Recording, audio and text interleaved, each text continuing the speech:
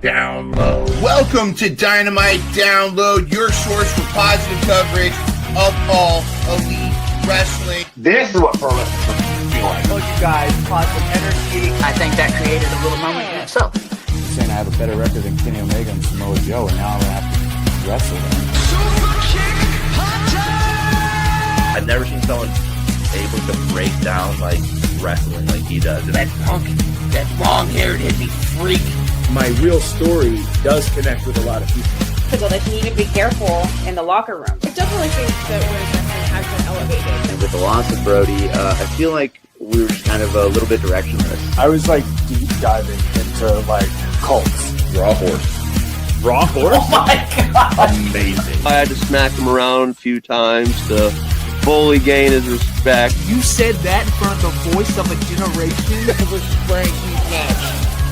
Awesome. This podcast is, quite frankly, the drizzling shit, if I'm being quite honest.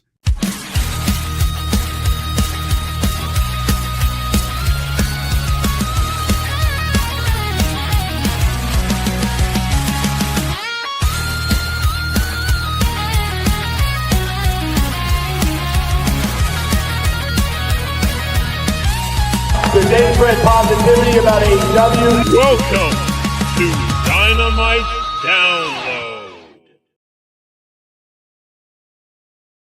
What's up, everyone? Welcome to Dynamite Download. It's SPD. And look at this, new shades. The dark side of SPD is coming. Usually I got the white rim ones. Those ones unfortunately broke, and I was texting Mine Runner, which will be on with us shortly. And he'll be joining us a little bit late, but that's all right. But I was like, is this the era of the heel SPD now that I have the black shades? Who knows? You never know if I'm going to turn heel. We're seeing a very, very heel presence on AEW as late. But you know what?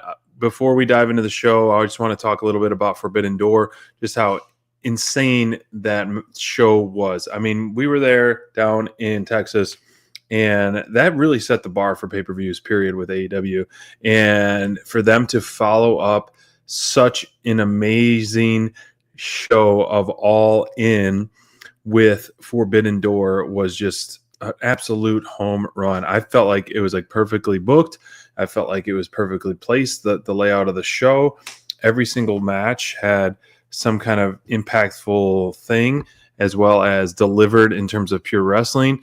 I loved Forbidden Door. I mean, if there was any doubt of being able to follow up All In, they squashed all that, because Forbidden Door was a absolute home run in my opinion. So AEW is on a roll, and I love that we are seeing already, even though we are, almost 3 weeks out from All Out, getting essentially two matches, one officially confirmed, but two is hinted with Darby and Mox, but with Team CC versus FTR. And I think, as we've spoken so highly and so much on our show, it's going to turn into a TLC match for sure. I feel like you can even have that as the main event. I mean, build that over the next few weeks as the main event. The star power is there, and if you call it a TLC match too, I think that can definitely carry the weight of the show of All Out. But really incredible stuff with Forbidden Door. We'll show the updated standings of our draft season 6.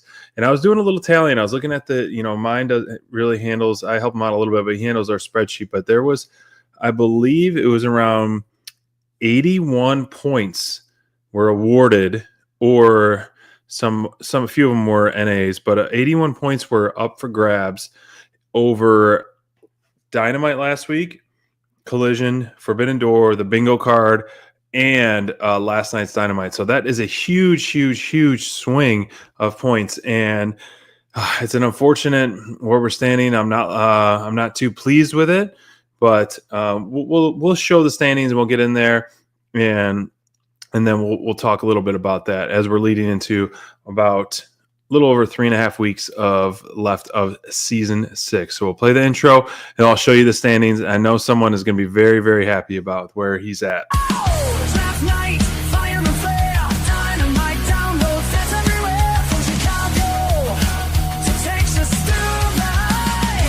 In this podcast, we'll never reply.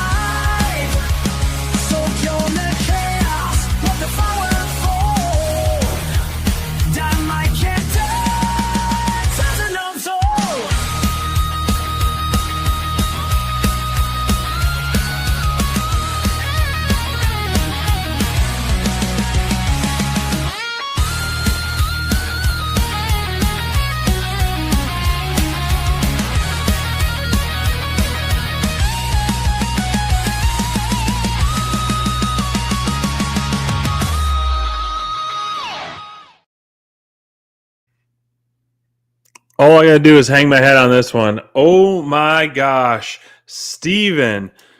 Oh, my gosh. Wow. Really a commanding, and I would say pretty much locked and loaded that first place of this season because he took he saw Ranger Man at the top, and he has surpassed almost everybody, almost doubling everyone's exactly. Holy Toledo there, Steven.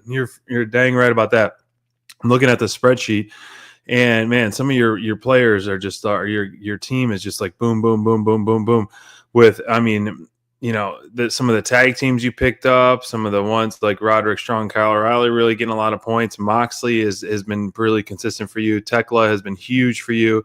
And then on top of that, I don't know if you were aware, but you did win the bingo card for Forbidden Doors between you and myself for the bingo card. You picked 30 minutes for the time limit, and that's what's so key about the time limit. I picked 36, and you won because it was like 32-43 or something like that. So we weren't doing prices right rules. We were doing closest to the pin, and you got that, man. Brent, we're just talking about, thank you for joining us about this disgusting rankings right now that we see. Steven just taking a massive commanding lead on top of winning the bingo card this year, or this last pay-per-view. But wow, incredible stuff out of this. Oof, man, 50 points. That might be the biggest lead ever, right? I feel confident of that. 16-point lead is humongous. So yeah, we might just put him at maybe mine needs to rearrange this and just have him at the top, and everyone else is battling for that close second place there. Wow, that's awesome, Steven. I know, good for him. It was. I was just saying that it was the tiebreaker between him and I for Forbidden Door with the time, and I picked 36. He picked 30 minutes, and it was like 32-43 for that. So very close, very, very close. I did expect that match to go a little longer, but I want to ask you, Brent, before we dive into last night's show, which we're talking in the chat how much we really, really loved it. What was your favorite match of Forbidden Door? Ooh, at Forbidden Door. Geez. I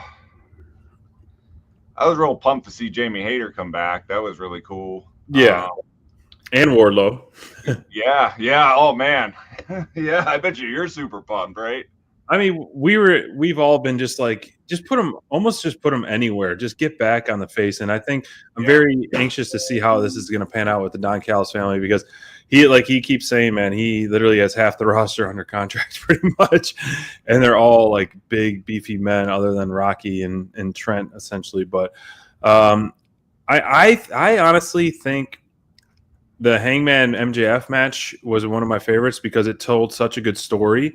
And there are so many things intertwined. And as I've spoken about, even though, MJF is just the scum of the earth, but he knows how to sell a match. He knows how to build a match.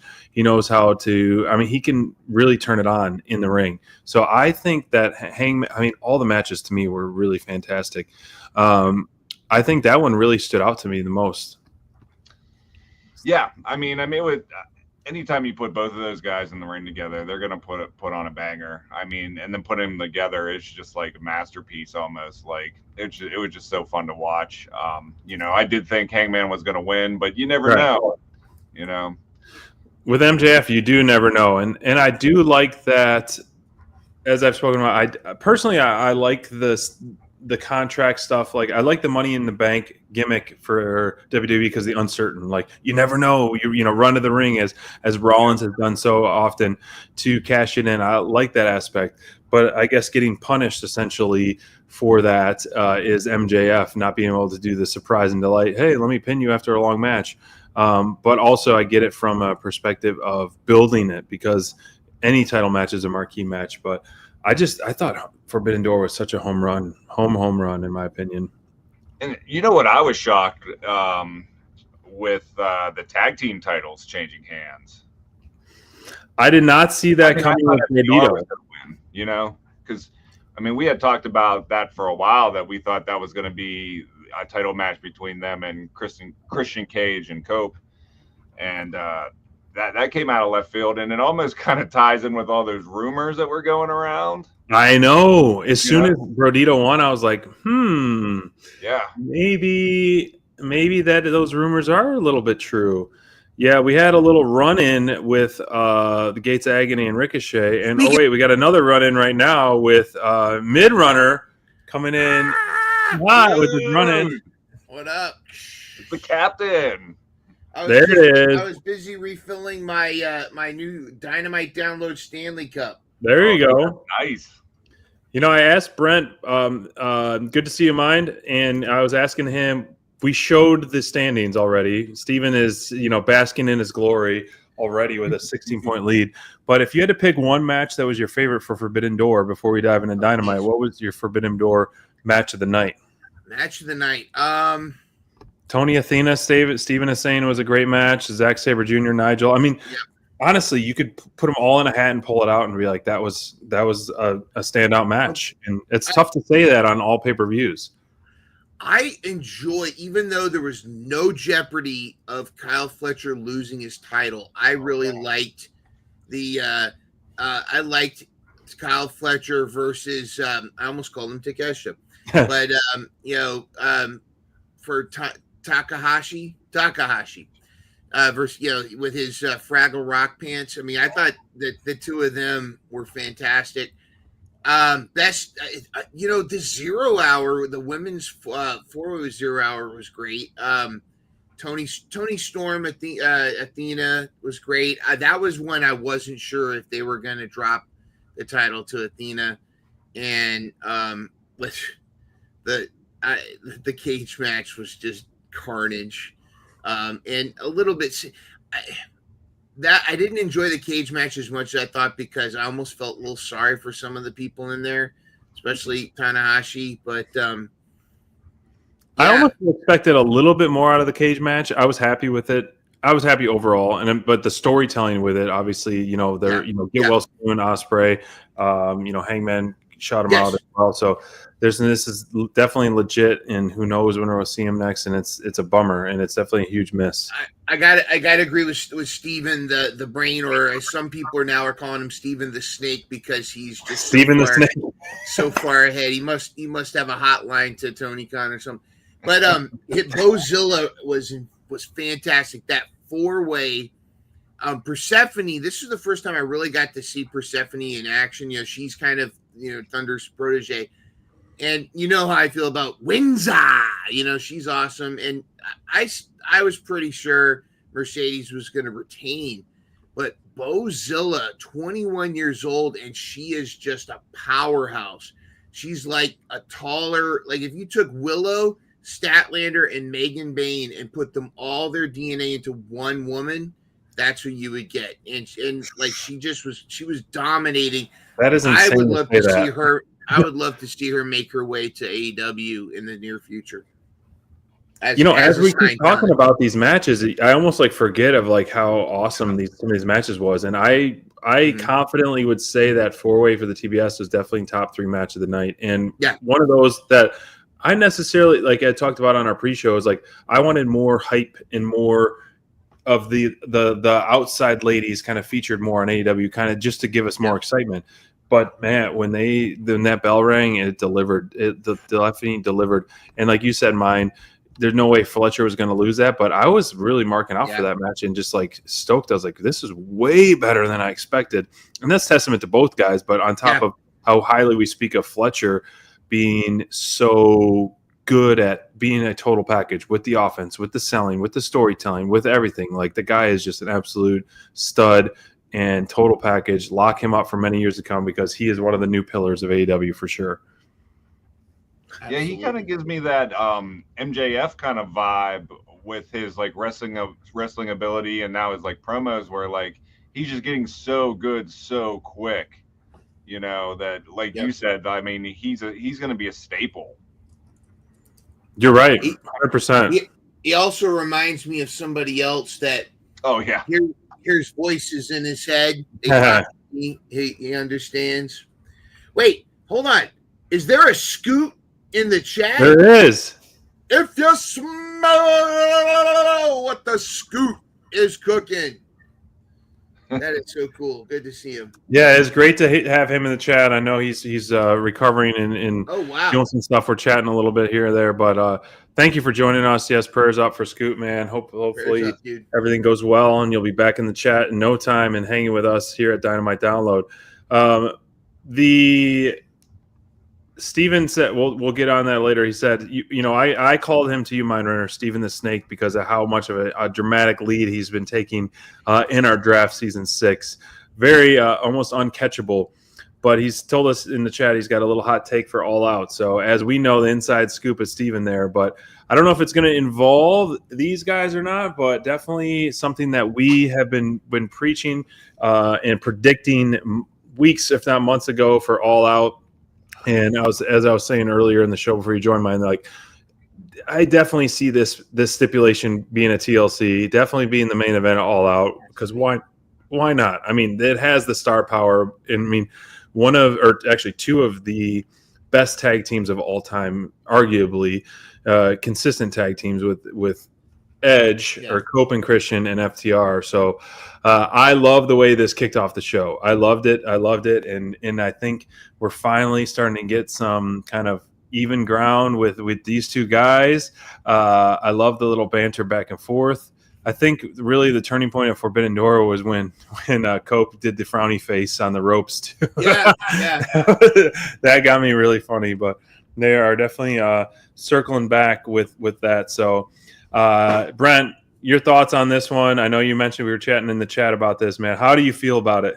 Oh, like I wasn't even really that excited about this. I knew it was, with the wrestling was going to be good, but I was never like a Christian Edge guy. I wasn't really watching wrestling at that time in my life, so I kind of missed out on them. So, and towards the end, Christian, but when Christian just been so good, and like I kind of like seeing like Edge is kind of playing along, not Edge, Cope is kind of playing along with Christian now. He's like slowly like, okay, you guys want to do this? Okay, we'll go there, because did he call the crowd like sickos? Yep, he did. Yeah, Like, all right, sickos, if you want to do this. I love that Christian didn't hesitate to go ahead and start with the father stuff. Yeah, it was so good. Oh. And Cope's reaction too is he's like, "What are you doing?" He's just like, "Come on, man, we talked about this." And he's like, "All right, go for it." Yeah, you sickos. Yeah, and I love that Christian is not changing his character to be who he is, and great balance. You're gonna have it against Dax and Cash are playing their parts very well. And come on, Stokely, dude. Stokely is such a fragile little bitch. It's great to see him. Just no. They were chanting "No hose." I love. I know, great. Yeah. That's so good. I mean, I love that when they came to the ring, these guys, FTR was literally just like getting in the face, almost fight worthy with some of the fans too. Like that is some true heat. You see the security guard kind of creeping in. Like, am I gonna have to break this up? Especially after that craziness that's happened with Jackson guy, whatever. I mean, all that. So it's like, there's the line. But Philly, as I'm sure we all know, Philly fans in general are wild. Whether it be for sports, wrestling, anything, Philly is a rough crowd. I've dealt with that personally. Personally, I've firsthand experience dealt with that growing up when I was at the Red Wings game in Detroit versus the Philadelphia Flyers in the finals. Deal with that, and Philly fans are a little rough. So it's going to be a fun few weeks in the 2300 room, and I think the crowd was fantastic. I mean, lots of great chants. I want them to mic him up just a little bit more, even though they were pretty loud. I want them to mic him up just a little bit more because they're on fire all night. And I'm glad that they're not doing back-to-back shows, because as much of a great experience it is as a fan, you can get the crowd fatigue. It's hard to be loud and joyful for 4 straight hours of all that. So love this, and I can't wait. I'm so glad they already announced this. The setting the bar is going to lead to a lot of shenanigans over the next couple weeks. Hopefully we get Cope and Christian in the ring, and then something happens, FTR in the ring, something happens. So a lot of back and forth brawl to really put some fuel on the fire for this one. I'm excited. Amen to that, brother. Me too. Hey, Brent, what did you think of Garcia on this one? Oh, dude, my boy. I know. Your karaoke boy. Yeah, man. Oh, dude, this match was awesome. I mean, geez, oh man. Agree. And like you almost thought that Garcia was going to pull it off, which I think which made it even more credible. Like these guys were just the chemistry between the two I thought were great. I mean, they're both great pro wrestling, pro wrestlers. I just totally like I didn't think I was going to enjoy it as much as I did. But the more and more it's so weird, the more and more the Death Riders go on, like I kind of starting to really enjoy like Good. I like to hear that. You know what I mean? It's like it went from I think they just didn't know how to put it in line, with everything. But I think it's slowly, and I'm glad they just didn't kill it off now. Right. I think it's really starting to blossom, and I think John Moxley, like the more and more it's going, you can tell he's really loves what he does, and I think he's trying to help these younger talents too, and I just think it's great. I got a question for both of you and for the chat, because when this match was announced, it felt random. Yeah, and I thought that Garcia in the corner of Nigel, and Nigel lost. So I wasn't sure what they were teasing with that a little bit. Where do you see what's the story for Garcia here? And I don't know if we could go to the next slide too. Yeah. Something's good. I think there's a storyline plan here. What do you both think is going on with Garcia, and will it involve the Death Riders, or is it? And the fact that they're making sure Daddy Magic is with him, is this good? Are we going to see? What do we think we're gonna see with Danny Garcia here? This is the Garcia story over the last few months is one that I cannot put my thumb on. And there's so many things, like as soon as you think he might be turning heel, as soon as you think this is going to happen, he doesn't. I thought he was going to turn heel when he was, doing the whole FTR feud stuff, and then maybe even against Nigel. And so the hint is there. As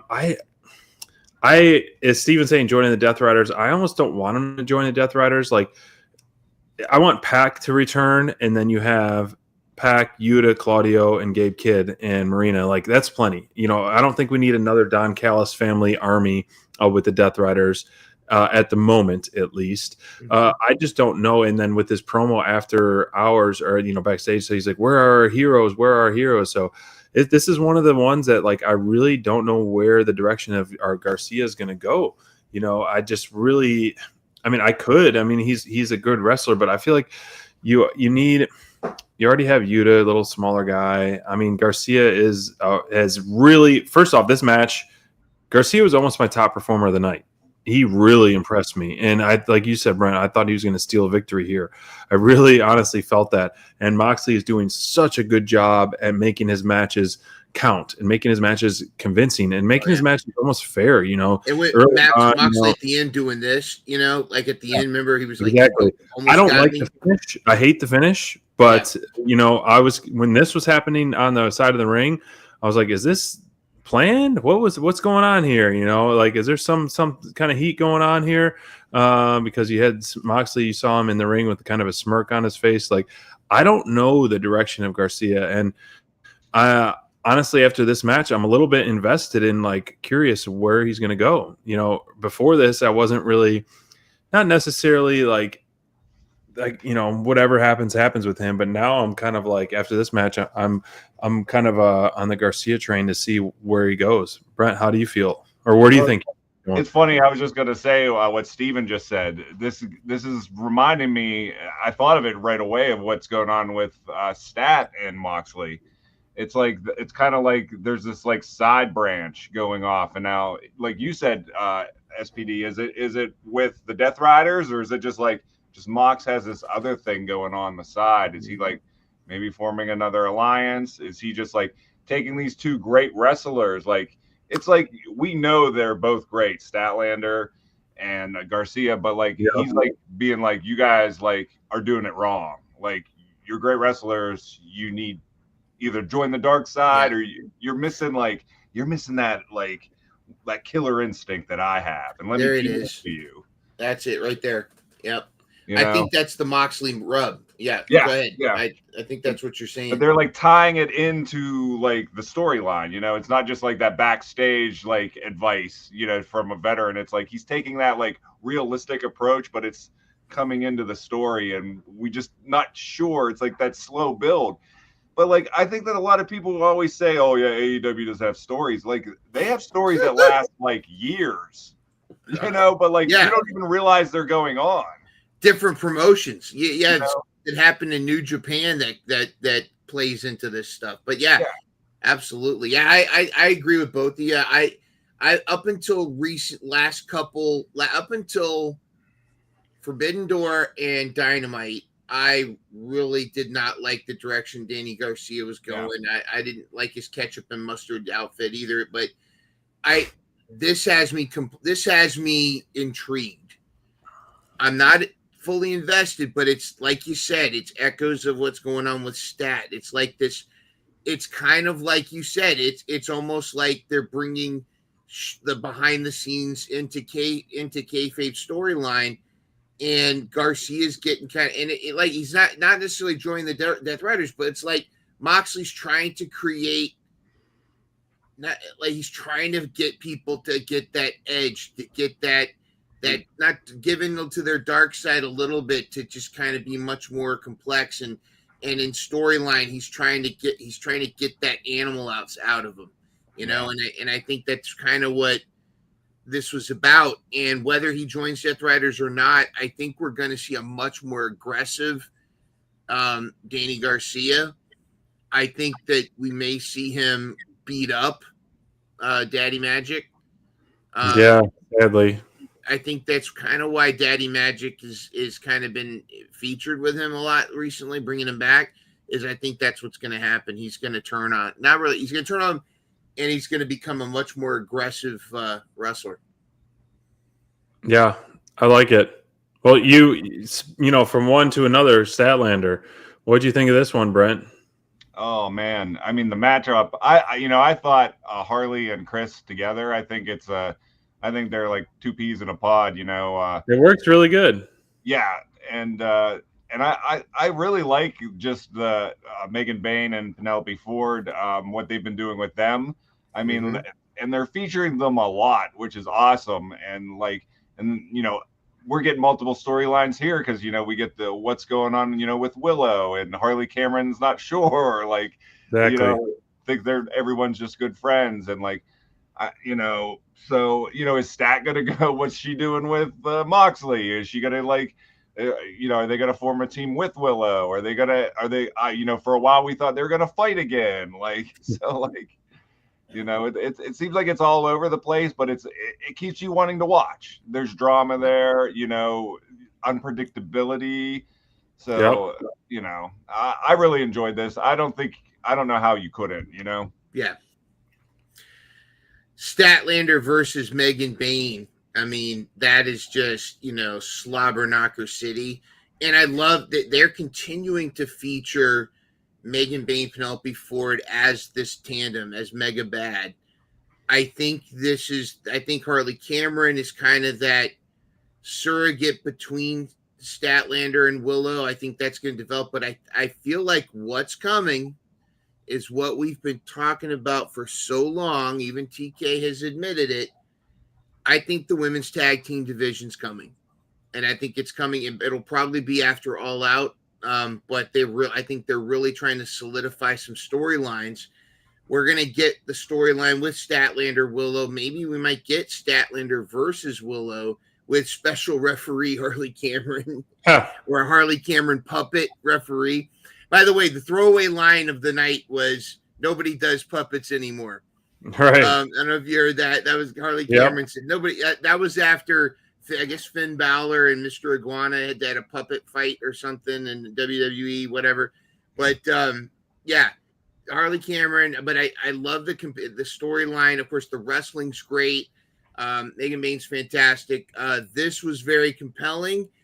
it almost looked like Willow was going to attack Statlander, but I don't think that's what was supposed to happen. I think she was coming to rescue Stat, but then Stat didn't need her help, and then Harley came in. But, yep, this is all compelling. I love this stuff. And, yes, we're getting women's tag titles. I'd love for Stat and Willow to be the first champions. But then again, I'd love to see Mega Bad do it too. Or Ty and Anna, like there's some, or anyone from the Triangle of Madness. Like there's so many. There's now the field has been so filled, which is great. And well, this part on the photo here, I almost feel like someone else was supposed to maybe come out, and Willow was supposed to make the save. She got in, it was just like, oh, what's going to happen, And so, but I think the chemistry between Harley and Chris, and I like the presentation between Harley and Chris. Statlander is really fun, especially their entrance, all the stuff they've been doing backstage, and Bane and Ford have proven to be such a great team combo. This match really was very impressive and fun to watch. I'm curious of like where this is going to go and how much more it's going to be turned up. But like Harley Cameron, it's great to have her back, and she looks better and better every single week in the ring. And I would love for them to form. I mean, you could do Harley, Willow, and Stat versus the Triangle of Madness in a trios match coming up as well. That would be a lot of fun. And then, of course, have the Bane and Ford interfere. Then Ty and Anna Jay come in, and then there you go. You got your 5-on-5 teams. Yep, and Aminata's not done with Thekla or Tekla, whatever. I've heard it both ways. Same thing with Jamie Hayter. Yep, I know. Back. Mwah. Jamie Hayter has returned. I think I've seen some stuff like, what do Jamie's MO has been revenge, and I saw online the last person she hasn't been able to get to from her original injury was Toni Storm. So I think after Toni beat Mercedes and after Toni beat Athena, I don't really see any formidable top champ or contenders other than Hayter right now. Even though Hayter is billed as a babyface, do you see anybody else that could potentially dethrone Toni Storm at the moment that is on her level right now, given the landscape? No, I know. Yeah. Like, where does Toni go right now? I think it could be Hayter. I think so. I think she's going to probably try to coach Mina a little bit. Mina's got that match tomorrow night against Athena. They'll probably still mix it up like Athena, Billy Starks versus Toni Storm and Mina. Did I say it? Mina? Athena, Mina. Yeah, I've heard it both. All that. It'll be pretty interesting.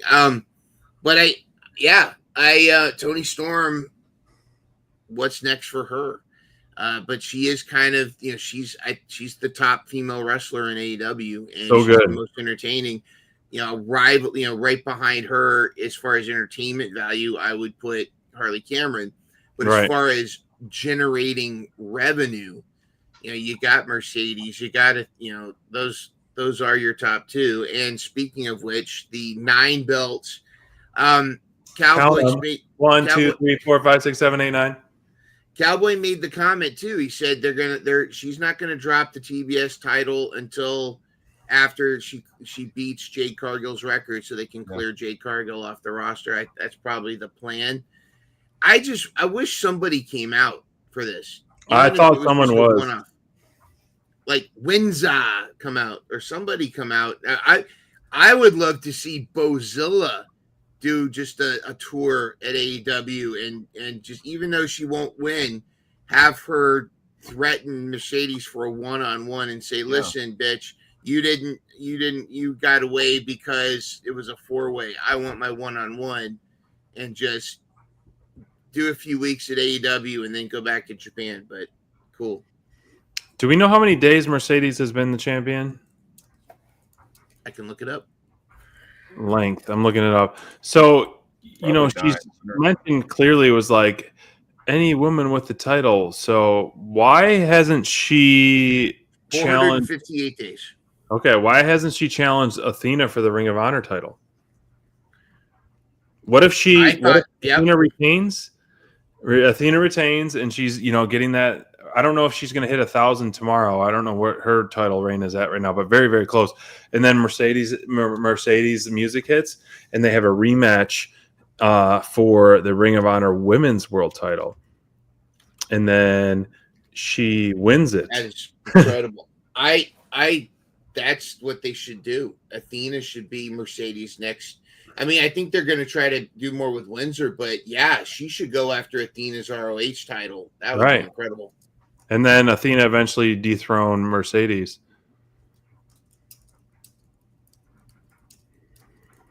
Oh, good. Yep. I book it, Tony Khan. Hey, it's time for a party match in the show tonight. Everybody's gonna have a good time. SBD's gonna lose his mind. So we want to see that 8-man. This was, I was texting you all about. I was like, "Is this where we're going to see Takeshita and Okada?" And we did. That one of the big standout. Obviously, this match was just incredible. A lot going on. The minor little gripe I have is like it ended very abruptly, and then they just like went to the next segment quick. I was like, "Oh, okay." You have this just like crowd going wild, chanting AEW. Then it's like, "Oh, it's over." Then boom, switch, go to a promo backstage or whatever it is.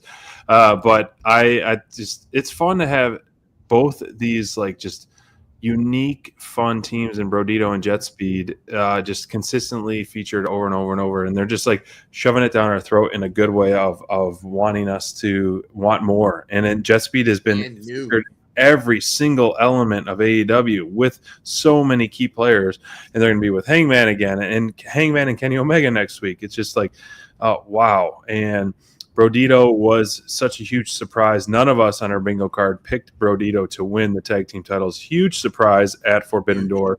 We were all picking for FTR, but the Don Callis family is just, I mean, there's no one that can match up to his army and arsenal of guys. It's just very, very incredible. And I did think the good guys and baby faces were going to win this one, and it's also good to see Okada keep, consistently to wrestle. So seeds are planted here, and I really appreciate the seeds being planted. And Steven had the hot take. I don't know if you guys saw it in the chat, that he was going to have Hangman versus Takeshita at All Out, and then Takeshita versus Okada at Wrestle Dream or Full Gear. So this is what we're waiting for. I think this is what we're salivating for. The Don Callis family, to me, is getting a little bit overcrowded, especially if you ever see Cage and Mark Davis return. But you need to get this going pretty soon, I feel like, and I would love to see it, and can't wait to see it.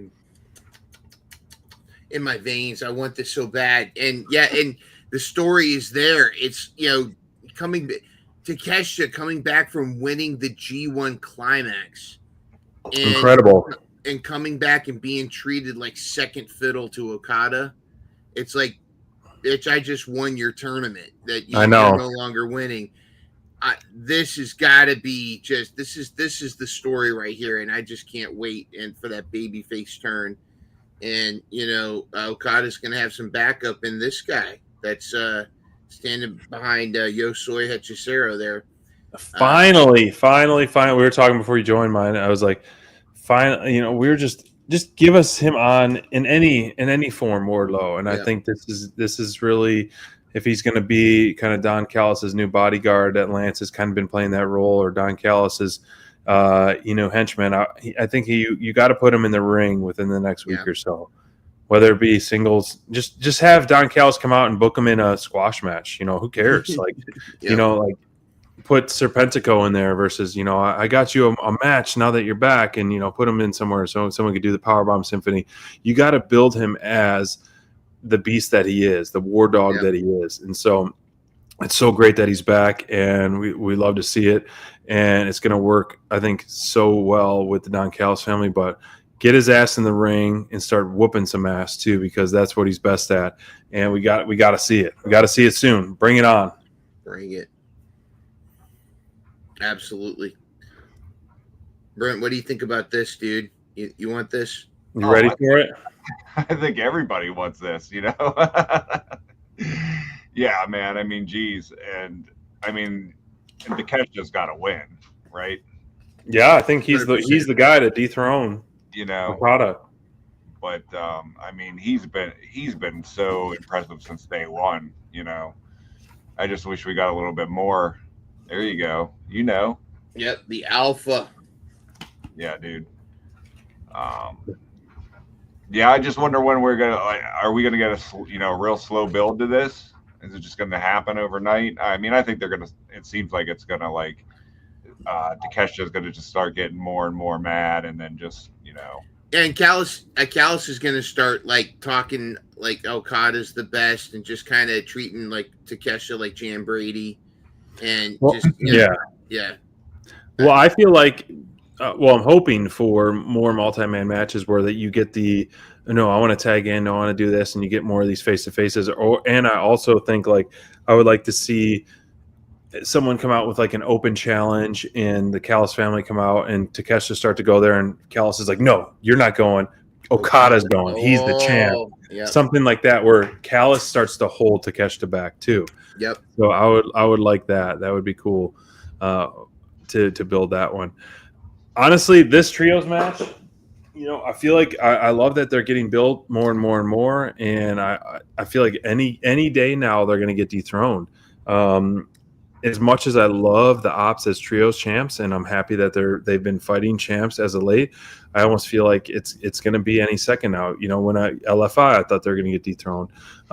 This one could have easily happened as a dethrone, but as we know, the Hurt Syndicate's not going to just let that happen so easily, which we saw.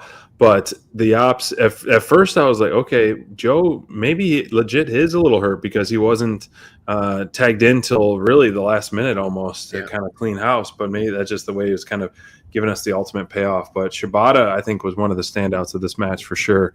Very hard-hitting battles he had, really good wrestling moments. But I like the chemistry with these guns. But, yeah, I mean, Steven, after we talk about this match, do you have a prediction who can derail the Ops? Who's going to dethrone the Ops? I don't. I at this point, I don't. I thought if it wasn't going to be LFI, it was going to be Ricochet and the GOA. But at this point now, I don't see who it would be. I think I will say this: it's good that the Ops are defending those trios now, though.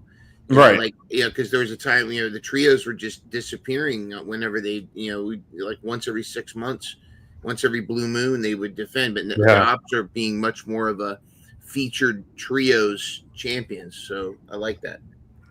I feel like you could do something like they did with the tag team, like some kind of triple threat where the Ops lose, but they could lose to another babyface somehow, like a conglomeration type of team or whatever it may be, because the only other heel trios, I mean, they went through, we don't want to see Death Riders get them back. The Team Ricochet and GOA already lost. The other option would be the Don Callis family members, which could work, add more gold to that.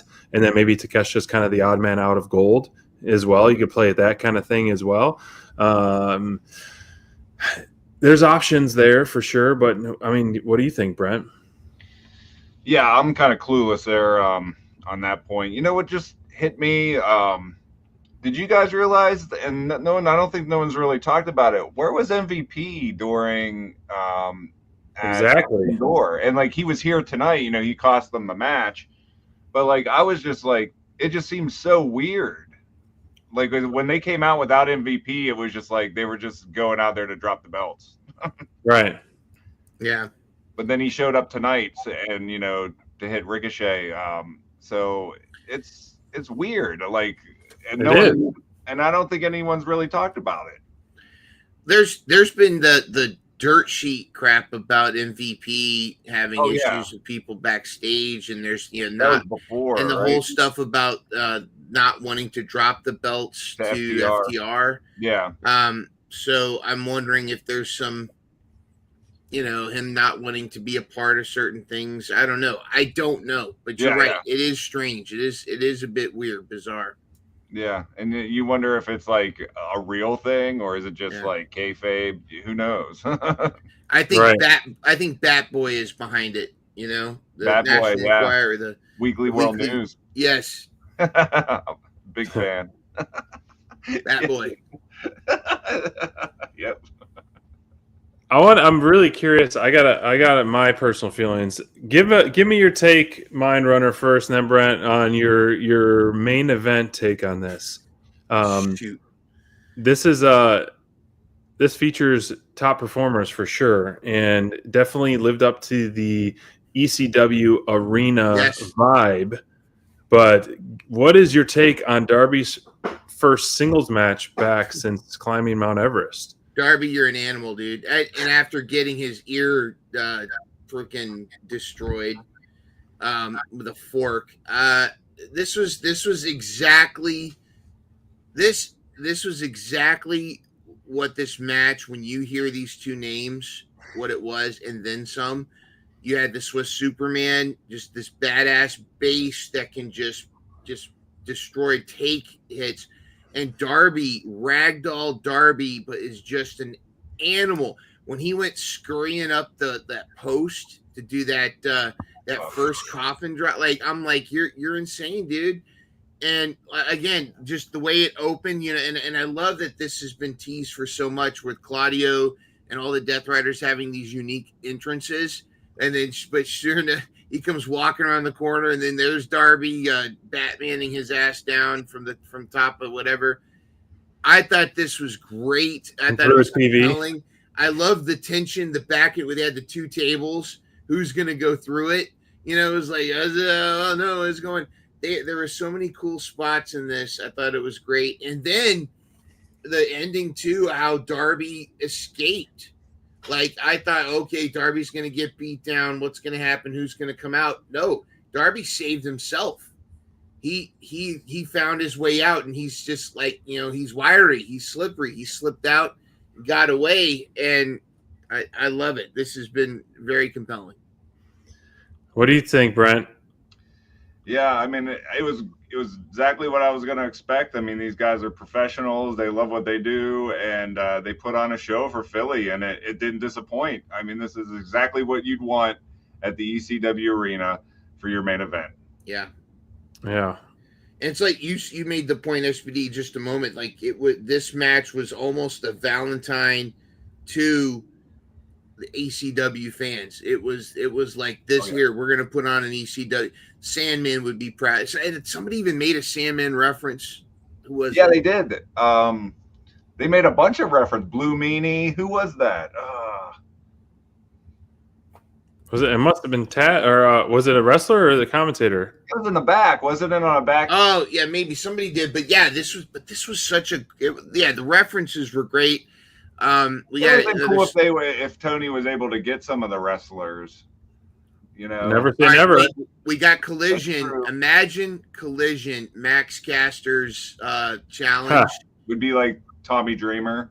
Crowbar. Oh, he can't. He's in TNA. Tommy Dreamer does. You could put Crowbar in there. You could. Yeah. Blue Meanie. I think since they mentioned him. I mean, maybe they'll show up since they already mentioned him. Is Sandman still alive? Yeah. Yeah. Imagine Sandman. I mean, I don't know how his knees are, but like, can you imagine? Who would be? Oh shoot! Wait a minute. I mean, I know he's a New York guy, not a Philly guy, but he is EC. He's not even an ECW vet, but Eddie Kingston's showing up. I mean, the crowd would go crazy. He's a New York guy, but I don't know. No, yeah, I would love to see Max Caster get his ass beat by an ECW legend. That's probably going to happen. Yeah. Yeah, but I mean, it's hard because also Caster has really been leaning into that babyface stuff. Yeah. Yep. So it's like, do you do that or do you, I don't know, you know? But that's what makes him endearing, I think, is getting his ass kicked by these legends, you know? Right. When Rhino came out and beat his ass, that was such a huge pop. Yeah. Oh, that was so cool. Yeah. So this one, like, as much as I have been back on the Darby train, Express Choo Choo, it's just, I do love the underdog. I love the comeback story, but like I just think it's too much for him to take this this much abuse. And we've had Claudio and Darby matches in the past, a true David Goliath type of thing, and both guys, I mean, they have some really good chemistry with each other because they can play so well and tell the story so well together. And even Claudio, just his insane offense, his insane moves that he's be able to do. It's like if I was able to wrestle like a 7-year-old and just throw him around, and like it's like it's just, he must be having so much fun because it makes him look so strong and awesome, which he is in general, period.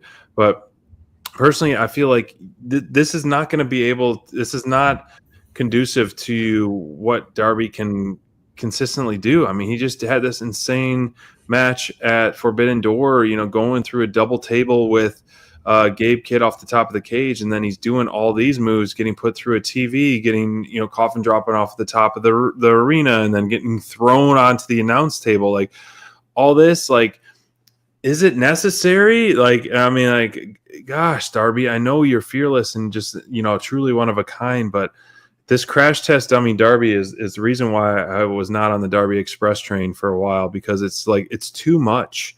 You can play the underdog and comeback story, but you don't have to go this far every single time you do your matches. And so, like, I know he's going to go even farther with Mox, but I texted you guys. I was like, I don't know if you rewatched it or caught when Gabe Kidd gave him the suplex. It reminded me of Big E being thrown onto his head and breaking his neck. I was like, oh, Darby landed so awkwardly on his head. I'm like, oh my gosh, was he escaping the Death Riders, or was he trying to run away because he's actually like stung? Or both, because I'm like, dang, man.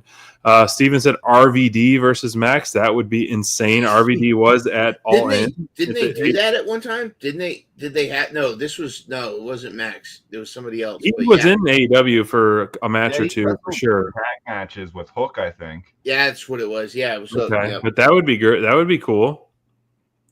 Oh yeah. I think Darby doesn't give a rat's ass about what his own mortality.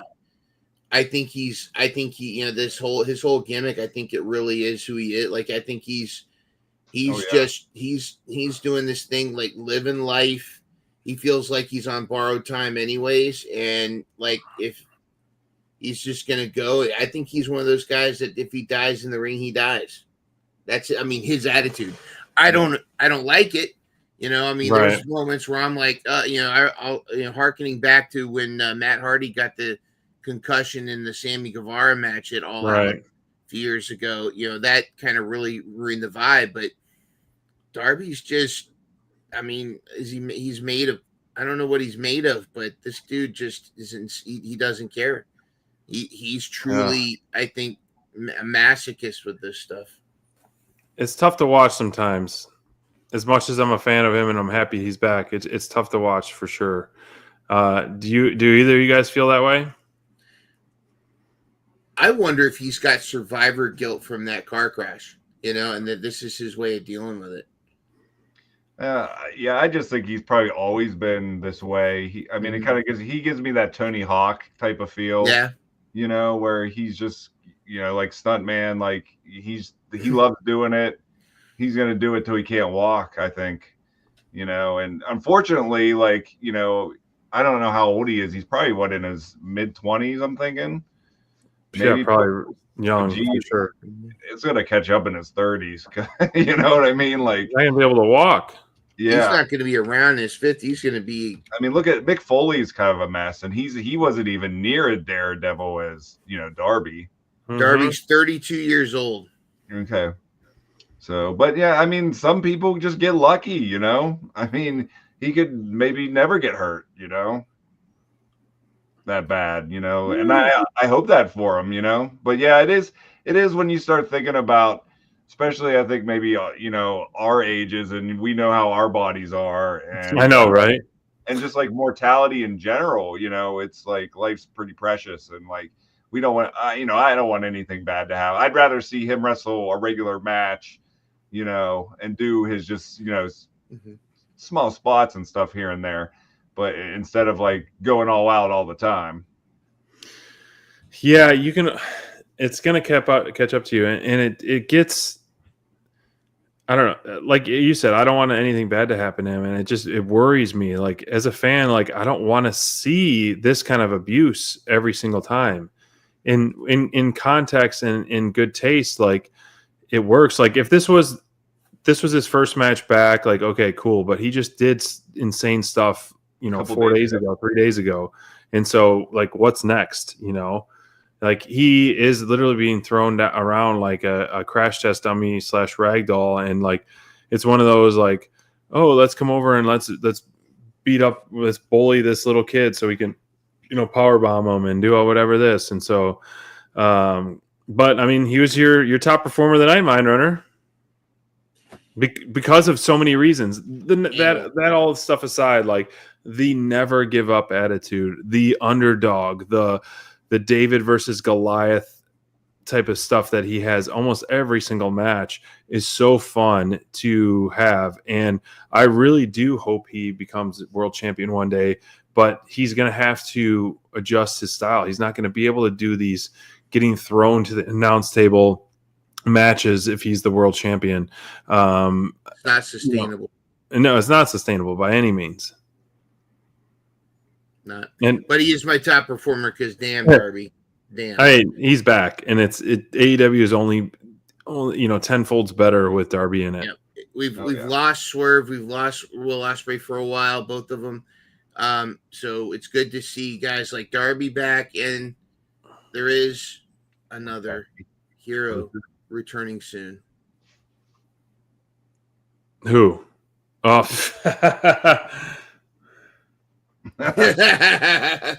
Well, I touched on Claudio. I touched on Claudio. I was just so impressed with his offense, impressed with his presentation so much as of late. I mean, his entrances are awesome. His offense is awesome. It's so fun, and it's not just against someone that's half his size. He's able to do this stuff with people his size as well, and so a lot of impressive stuff out of Claudio, who really really impressed me last night at Dynamite. If you had to pick one, Brent, who would have been your top performer of the night? I probably have to go Garcia. I think that was my favorite match overall. I mean, this one was spectacular, but like I didn't expect that match to be that good. I mean, I know, like I said, I know both guys are great, but and then coming out of nowhere, I'm just like, eh. And then once they started, it was just like I was just like drawn to it right away. Yeah. And like they were doing some awesome stuff, and just as a pro wrestling match, I just thought it was great. Fantastic. That's a great pick. That is definitely a great pick. He was mine first off the bat, and then as I was watching Claudio, I was like, "Ooh, man, I really like what Claudio's doing." I'll tell you what, Claudio kind of is starting to give me that Dustin Rhodes vibe. He's just so solid. He kind of like ages with like a fine wine. He just like is still like WCW Dustin Rhodes, like. Oh no, just now. I mean, Dustin Rhodes. Like, I mean, I'm just Dustin's a little bit older, slower, but like he's still so solid. I mean, Claudio's still like, maybe like you're saying like WCW natural Dustin Rhodes, but I'm just saying just like someone who's gonna like make like someone look good or put someone over, Yeah, and he's just he wants the business to be better. He's another one of those guys Tony Khan can just call and say, we're putting this match, and it's going to be and you forget sometimes how good he is. And then he like this match, you see him and you're like, oh yeah, it's Claudio. Geez. He's kind of always under the radar for me. And then when I see him in the ring, I'm like, oh yeah, it's Claudio. Yep. Yeah. Oh yeah, it's Claudio. That should be a sign. Oh yeah, it's Claudio. Well, if you didn't at the beginning, this is the Mount Everest of standings right now of Steven's 16-point lead. Oh my gosh. I told before he joined mine, I was like, just put him at the top and us put on the side. Have you done that like little pillar thing? But incredible take that. Steven the Snake is growing with his lead here.